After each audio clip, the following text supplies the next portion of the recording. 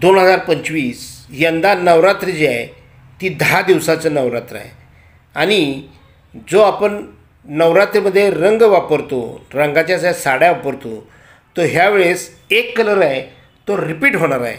तर यासाठी तुम्ही हा व्हिडिओ अवश्य पहा. तर यंदा अनेक वर्षापासून नवरात्री ही 9 दिवस येत असते, पण यावेळेस मात्र नवरात्री 10 दिवसाची आली आहे. तृतीया ही तिथी ही 2 दिवस असल्यामुळे नवरात्री ही 10 दिवसाची झालेली आहे. तर हिंदू पंचांगानुसार शारदीय नवरात्र अश्विन शुक्ल पक्षाच्या प्रतिपदा तिथी म्हणजे 22 सप्टेंबरपासून सुरू होणार असून ती 2 ऑक्टोबर रोजी विजयदशमी म्हणजेच दसऱ्यापर्यंत असणार आहे. हिंदू पंचांगानुसार यंदा नवरात्रीमधील तृतीया तिथी ही 2 दिवस म्हणजे 24 आणि 25 ह्या 2 दिवशी आल्यामुळे यामुळे महानवमी ही 1 ऑक्टोबर 2025ला असणार आहे. तर 2 ऑक्टोबरला विजयादशमी म्हणजे दसरा असणार आहे. तृतीया तिथी 2 दिवस असल्याने या दिवशी असलेला रंग 24 आणि 25 सप्टेंबरला रिपीट होणार आहे. चला तर मग नवरात्रीमधील 9 दिवसाचे रंग जाणून घेऊया.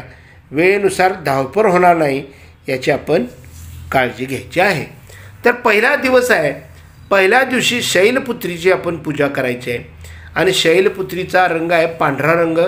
निरागसता आणि स्वच्छताचं प्रतीक मानला जातो. तसेच हा रंग निर्मळ, शांतता, पवित्रतेचं प्रतीक आहे.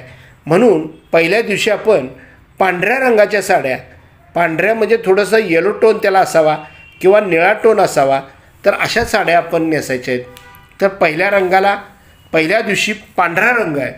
दुसरा 23 सप्टेंबर 2025 मंगळवार देवी ब्रह्मचरणी ही द्वितीया दिवशी येणार आहे आणि त्यावेळेस लाल रंग आहे. दुसऱ्या दिवशी ब्रह्मचरणी देवीची पूजा केली जाते. लाल हा रंग आवडता, शुभ संकेत आणि रागाचे प्रतीक आहे. त्यामुळे आपण दुसऱ्या दिवशी लाल साडी नेसायची आहे. 24 सप्टेंबर 2025 बुधवार देवी चंद्रघटा तृतीया तिथी आलेली आहे. त्यावेळेस आपण गडद निळा रंग वापरायचा आहे. नवरात्रीच्या तिसऱ्या दिवशी चंद्रघटा देवीची पूजा केली जाते. निळा रंग हा ऊर्जेचे प्रतीक मानला जातो.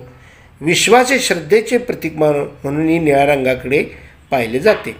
तर 25 सप्टेंबर 2025 गुरुवारी देवी चंद्रघटा तृतीया म्हणजे गडद निळा तृतीया तिथी 2 दिवस आल्याने गुरुवारी ही देवी चंद्रघटा हिची पूजा करण्यात येणार आहे आणि तृतीया तिथीला आपण पुन्हा गडद निळा हा डबल कलर वापरायचा आहे. 26 सप्टेंबर 2025 शुक्रवार देवी कुष्मांडा ही चतुर्थी तिथीला आहे आणि त्यांचा रंग आहे पिवळा. चौथ्या दिवशी कुष्मांडा देवीची आपण पूजा केली जाते आणि पिवळा रंग आनंद, उत्साहाचे प्रतीक मानला जातो. 27 सप्टेंबर 2025 शनिवार देवी स्कंदमाता पंचमी ही तिथीला आहे आणि त्यांचं कलर आहे हिरवा. 5व्या दिवशी स्कंदमातेची पूजा केली जाते आणि हा रंग निसर्गाचे आणि मायेचे प्रतीक मानला जातो. म्हणून आपण हिरव्या कलरच्या साड्या 27 सप्टेंबर शनिवारी नेसायच्या आहेत. 28 सप्टेंबर 2025 देवी कात्यायनी षष्ठी त्या दिवशी आहे आणि त्यावेळेस राखाडी साडी आपण नेसायची आहे. 6व्या दिवशी कात्यायनी देवीची पूजा केली जाते. राखाडी रंग हा स्थिरतेचा आणि शिस्तबद्धतेचा रंग म्हणून ओळखला जातो. म्हणून आपण यावेळेस राखाडी कलरची साडी परिधान करायची आहे. 29 सप्टेंबर 2025 रोजी देवी कात्यायनी सप्तमी त्या दिवशी आहे आणि त्या दिवशी आपण केशरी रंग परिधान करायचा आहे.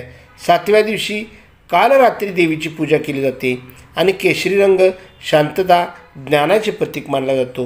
म्हणून देवीला केशरी रंगाची साडी आपण परिधान करायची आहे. 30 सप्टेंबर 2025 मंगळवार देवी महागौरी ही अष्टमी तिथी आहे आणि त्यावेळेस आपण मोरपंखी कलरची साडी देवीला परिधान करायची आहे. 8व्या दिवशी महागौरीची पूजा केली जाते. मोरपंखी रंग वाढ आणि सुपीकतेचे प्रतीक मानलेला आहे. 1 ऑक्टोबर 2025 बुधवारी देवी सिद्धदात्री नवमी तिथी आहे, त्यावेळेस आपण गुलाबी कलरची साडी देवीला परिधान करायची आहे. 9व्या दिवशी सिद्धिदात्री देवीची पूजा केली जाते. गुलाबी रंग हा प्रेमळ, जिव्हाळा आणि भावनेचे प्रतीक आहे. त्यामुळे आपण ह्या नवमीला हा गुलाबी रंग परिधान करायचा आहे.